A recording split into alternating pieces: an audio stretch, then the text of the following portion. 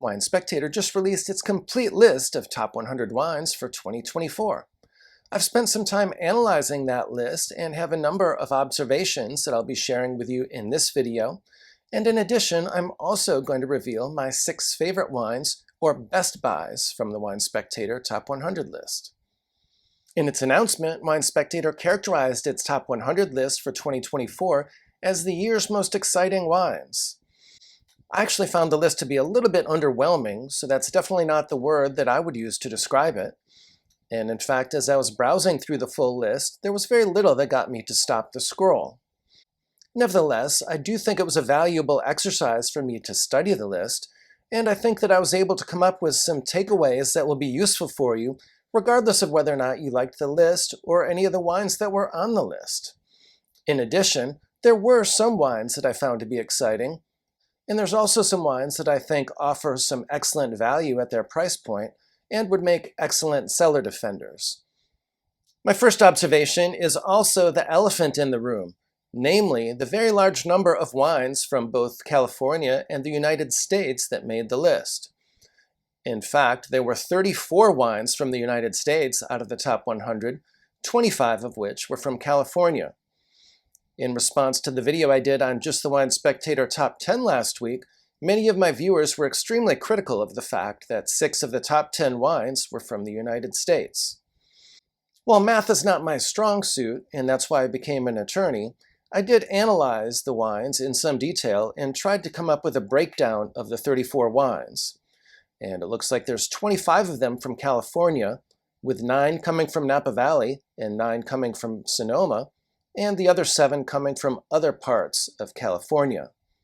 There's also 5 Willamette Valley wines and 4 wines from the state of Washington. So certainly a very strong showing for the United States.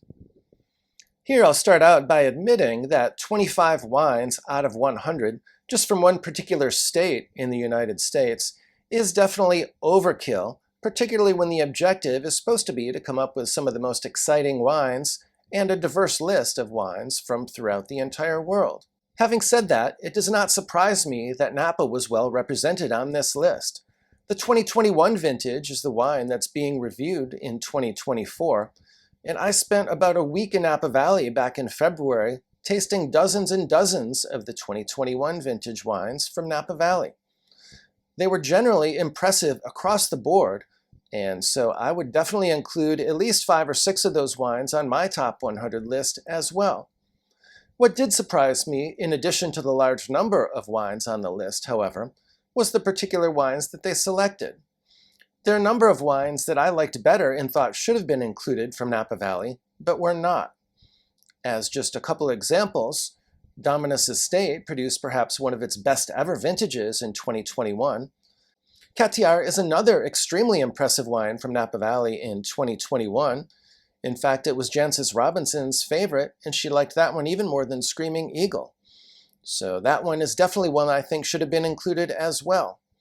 But regardless of what you think of the number of Napa Valley wines that made the Wine Spectator Top 100 list this year, or whether or not you agree or disagree with the particular names that were selected, the high-level takeaway is that 2021 Napa Valley wines are quite strong, and to the extent that there's any Napa Valley producers that you enjoy, odds are that they made an excellent wine in the 2021 vintage. As with the 2021 vintage in Napa Valley, the 2022 vintage in Sonoma was also extremely strong. And Wine Spectator is obviously very bullish on 2022 Sonoma wines, as it included 9 of them in its top 100, 5 of which were from the Russian River Valley AVA. And 2 of those 5 even made the top 10. So certainly if you're a fan of Pinot Noir or Chardonnay from Sonoma, and Russian River Valley in particular, you definitely want to keep an eye out for the 2022 vintage. My next few observations relate to Italian wines. There were 20 Italian wines on the Wine Spectator Top 100, so that was second in terms of weighting after the United States. By way of comparison, Mr. Suckling had 26 Italian wines on his list. I was particularly disappointed that Wine Spectator did not have any Brunello di Montalcino in its top 10 wines from 2024, particularly because 2019 is an absolutely tremendous vintage for Brunello di Montalcino. Nevertheless, Wine Spectator redeemed itself a bit with its full top 100 list and included 4 Brunello di Montalcino that made that list, numbers 15, 19, 22, and 28. Of these 4, I probably like the first and the last the best, or numbers 15 and 28. Nevertheless, if you're a fan of Brunello di Montalcino or you want to learn more about the outstanding 2019 vintage and discover some of my favorite wines from that vintage, then definitely be sure to check out my 2019 Brunello di Montalcino video that I'll link in the description below. Another Italian region that did extremely well in the Wine Spectator Top 100 is Chianti Classico. It's important to note that Chianti Classico is not a Chianti subzone. Rather, Chianti Classico is its own separate DOCG or appellation. This is important because Chianti Classico is the original historic production zone, and it has soils and elevation that's much better suited to the production of high-quality wine from Sangiovese than wines that just have Chianti on the label. I just visited Chianti Classico back in September, and while I was there, I visited the winery that produced the number 50 wine, and I very much enjoyed that wine, although I do think that there's perhaps better quality for the price at the $95 price point. Suffice it to say, the next takeaway is that if you're a fan of Sangiovese-based wines and Chianti Classico is not already on your radar, it's definitely something that you'll want to consider. Before moving on to France, I have one more takeaway relating to Italian wines, and that relates to Barbera. I've been recommending Barbera for the last couple months now as an Italian wine that can offer compelling quality at some affordable price points. So I was pleased to see that there was a 91-point Barbera on the list that sells for a very reasonable $17 per bottle. Next up is France. And while they did include a wide variety of French wines on the list, the representation of Bordeaux was particularly weak. In fact, I think I only saw about 2 Bordeaux wines on the entire list. This is somewhat understandable, as red Bordeaux was particularly weak in 2021, so I wasn't expecting a large representation of Bordeaux Rouge on this list. They did include 1 Bordeaux from the 2022 vintage at number 45 on the list. This is a wine that sells for $25 and received a 92-point score. It's from the Haut-Medoc. 2022 was an exceptional vintage in Bordeaux, and it was a little bit warmer, so this is a vintage that you can enjoy a little bit on the younger side. So this is a wine that you may want to take a flyer on if you're looking for a Bordeaux that's not very expensive and that you can enjoy in the near term. The one thing I will say, though, is that when Bordeaux Rouge is weak, oftentimes Bordeaux Blanc and Sauterne are extremely strong, and so it was in 2021. And yet Wine Spectator included only 1 Bordeaux Blanc on the list, and that was at number 83. And they included 0 Sauterne on the list. The failure to include Sauterne was particularly disappointing, as 2021 is perhaps the best Sauterne vintage since the legendary 2001 vintage. Again, comparing to Mr. Suckling included 3 Sauterne in his top 100, all of which received 100-point scores. So you definitely think that there could have been at least 1 Sauterne included in the Wine Spectator list. With respect to Spanish wines, it was interesting that Wine Spectator included a Chocolate on the list at number 62, as that's a wine that you don't typically see on a top 100 list, but it's a category that's definitely been improving in quality lately. Overall, however, the total number of Spanish wines on the list was a little bit disappointing. They did include one of my favorite producers on the list at number 53, and that is the historic producer Lopez de Heredia. And the wine was the Viña Tondonia Reserva from the 2011 vintage. This wine received a 93-point score and sells for around $60 per bottle. While this is still a relative value and a wine that I enjoy, I think that the 2010 vintage was better than 2011, and it also sold for $50 per bottle rather than $60. So if you're able to find some 2010 Lopez Heredia Viña Tondonia Reserva in the inventory channels, I would definitely buy that one instead of the 2011 vintage. My next observation from reviewing the Wine Spectator Top 100 list for 2024 is that Wine Spectator loves them some Sauvignon Blanc. Last year, for example, they had 7 Sauvignon Blancs on the list, including 4 wines from Marlborough, New Zealand alone That made the top 30 of the list. This year, Sauvignon Blanc continued to have a strong showing, with 5 Sauvignon Blancs in the list, 2 of which are from New Zealand. In the past, I've been extremely critical of Wine Spectator for including only New Zealand Sauvignon Blanc on its list, and not some of the other excellent wines that are coming out of New Zealand. So I was pleased to see that 2 of the New Zealand wines, numbers 82 and 84, were Pinot Noir from New Zealand. To be clear, I'm not a Sauvignon Blanc hater.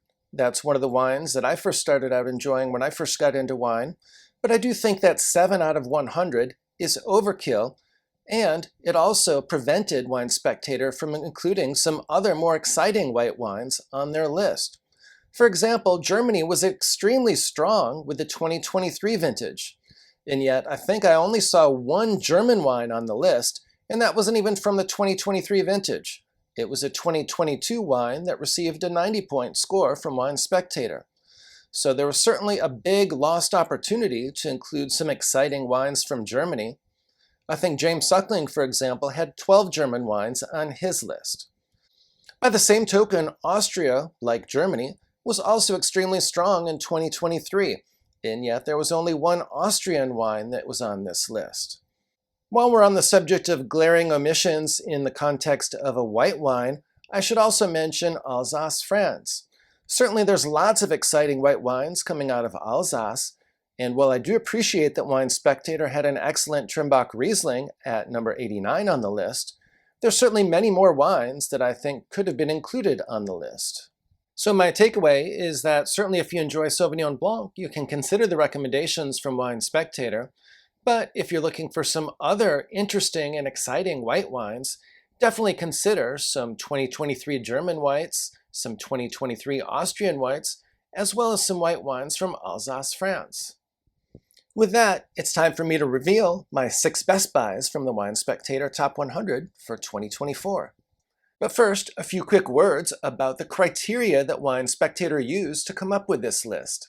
This was not just the highest rated wines from Wine Spectator during the 2024 calendar year. Rather, they were trying to come up with an interesting and diverse list of wines at various price points. They used several primary criteria to make these determinations. First, they took into account quality, which was based on the Wine Spectator score, and they considered only wines that received 90 points or higher from Wine Spectator. Second, they considered both price and availability of the wine. They wanted wines that were made in fairly large production so that people could purchase those wines. Lastly, they also took into account something that they call X factor, which is just something special about the wine or the producer, or perhaps an interesting backstory. Somewhat ironically, the wine that I think is perhaps the most exciting wine in the Wine Spectator Top 100 is the one that finished dead last, or number 100 on the list, namely the 2020 Rhodes-Menhir Sauma Châteauneuf-du-Pape Blanc. This wine received a 96-point score, and it sells for right around $150 per bottle. I know that white Rhônes and Châteauneuf-du-Pape Blanc in particular can be a little bit polarizing, and I have some friends who are not big fans of white Rhônes. Nevertheless, this is one you definitely want to consider even if you're not a fan of white Rhônes, because in my opinion, this one drinks a little bit more like a white Burgundy. In fact, we used to blind people on this wine, and more often than not, they would guess it was a white Burgundy. This wine has extreme complexity and lots of minerality. It has an incredibly long finish. It's really an extremely intriguing wine, and one that I highly recommend. So I was extremely pleased to see this wine make the Wine Spectator list. The next best buy from the Wine Spectator Top 100 list from 2024 comes in at number 88 on the list. This is the Yering Station Yarra Valley Village Pinot Noir from the 2022 vintage, which sells for $25 a bottle and received a 92-point score from Wine Spectator. Certainly at the lower end of the price point in the Wine Spectator Top 100 list, this one represents some excellent quality. I just returned home from a trip to Australia last month, and I visited Yarra Valley, and in general, I was quite impressed with the quality of both the Pinot Noir and the Chardonnay. The Pinot Noir reminded me quite a bit of Willamette Valley Pinot Noir, which is a good thing. This wine features flavors and aromas of tart red fruit, orange peel, earth, and mixed herbs and spices. I will say more broadly that this is an excellent time for anyone from the United States to be considering any exports from Australia, as the US dollar is extraordinarily strong right now. And when I was in Australia, it cost me only 67 cents to purchase an Australian dollar. As viewers of my channel know, it's extremely rare for me to purchase an entire case of a particular wine. But the next best buy from the Wine Spectator Top 100 list is a wine that I bought an entire case of just a month or two ago. If you're interested in wine recommendations, wine collecting strategies, and learning more about wine, please do subscribe to my channel. I've been collecting wine for more than 15 years and also have a level 4 diploma from the WSET. So I have both formal certification as well as substantial practical knowledge from the School of Hard Knocks. Another wine I was extremely excited to see in the Wine Spectator Top 100 list is the number 63 wine, which is the Pierre Giminet Brut Blanc de Blanc Champagne. This is a wine that I buy for my own collection by the case. And in fact, I bought a case of it about a month or two ago, and I've already gone through about 4 of those bottles. This is an impressive champagne that includes 27% reserve wine. This is a wine that spends 24 months on the lees, which is much longer than the minimum requirement, so it does have some subtle autolytic descriptors or flavors and aromas of toast, brioche, and biscuit, and so forth. As a Blanc de Blanc, this wine is 100% Chardonnay, and the Chardonnay comes exclusively from Premier Cru fruit sources. This wine received a 93-point score from Wine Spectator and sells for around $60 per bottle, which is certainly a very fair price for a champagne of this quality. Flavors and aromas for this wine include lemon, pear, blossom, whetstone, and toasted almonds. There's a texture that I really enjoy and ample acidity. In case you're wondering how I go through so much champagne, it's not just because I've been celebrating extensively this fall. Rather, I enjoy champagne on many occasions. For example, it's a wine that I very much enjoy with sushi, but it's also a wine that I'll just open up because it's a good way to cleanse your palate and get settled in while you're waiting for your red wine to open up the decanter. And so I'll do that probably at least once a week, if not more frequently. The next best buy from the Wine Spectator Top 100 is the 2021 Vigna Vic Mila Cala, which comes in at number 36 on the list. This is a wine that received an impressive 94-point score and sells for right around $49 per bottle. But I found that if you shop around, you can find it for closer to $40 per bottle. This is a red blend that comes from Cachapole Valley, and it typically is dominant in Cabernet Sauvignon, but also includes Carmenere, Cab Franc, and Merlot, and sometimes some Syrah as well. The talented winemaker is Christian Vallejo, who learned how to make wine at Chateau Margaux and some other top producers in Bordeaux, and does an excellent job with tannin management. This is an extremely enjoyable wine that you can enjoy on release, but it's also capable of aging up to 10 years or so. I've had both the 2015 and the 2018 vintages recently, and both of those are drinking extremely well. It's nice to see Vigna Vic getting recognition from not just the Wine Spectator, but also from Mr. Suckling.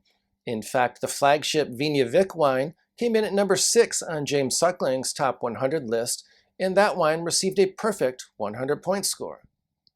Well-known winemaker Josh Jensen founded CELLAR back in 1975.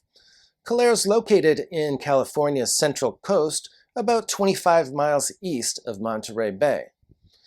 Mr. Jensen's idea was to plant the vineyards on limestone soils way up in Mount Harlan. For example, the Ryan Vineyard is planted at 2,200 feet above sea level, and this elevation makes it one of the coolest vineyards in all of California. This vineyard helped to produce the next best buy from the Wine Spectator Top 100, which is the number 29 wine, namely the CELLAR Pinot Noir from Ryan Vineyard on Mount Harlan.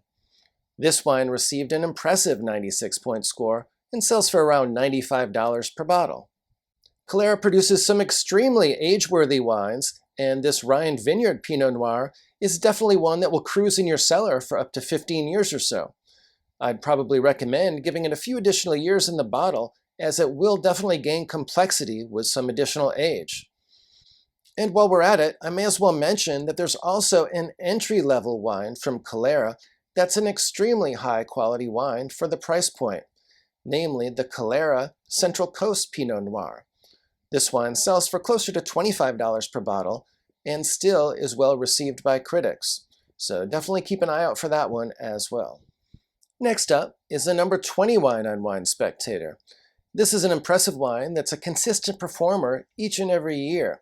It received a 93-point score from Wine Spectator, yet sells for only around $32 per bottle. This is the Roederer Estate Brut from Anderson Valley. Roederer Estate is the California sparkling wine operation for famous champagne producer Louis Roederer, which produces Cristal. But they do an excellent job every single year with their sparkling wine program. The fruit comes from Anderson Valley, which is a very cool area that produces some high-quality fruit for sparkling wine. And in addition to this Brut, I also very much enjoy their sparkling rosé as well. The Roederer Estate sparkling wines make excellent cellar defenders for your champagne. They're also smart choices if you're having people over and you need to serve a large number of people sparkling wine. I'm not going to get into my thoughts regarding the top 10 wines on the Wine Spectator list in this video because I just published a video that focused exclusively on the top 10 wines. So if you'd like to hear my thoughts regarding the Wine Spectator top 10 wines for 2024, please be sure to watch this video.